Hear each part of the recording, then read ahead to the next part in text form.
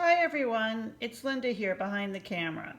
I'm excited to tell you about a new program we're going to be doing at the Upper Saddle River Library. It's called Craft Your Calm. It's grab and go craft kits for adults. We will be doing it monthly and the first set will be available on Monday, March 8th.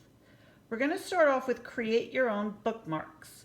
It's a mindful drawing project and I gave instructions for 3 different patterns that you can use. However, you can choose to do any type of pattern you want. The whole point is just to relax and give it a try. So these will be the bookmarks that will give instructions for that first project. They really were much simpler than I thought that they would be, including the flower one.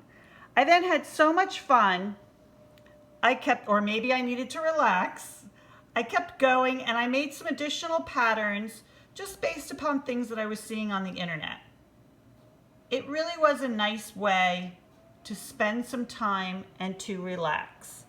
So I hope you will enjoy this. And again, they're just going to be for grab and go at the library starting Monday, March 8th. Take care.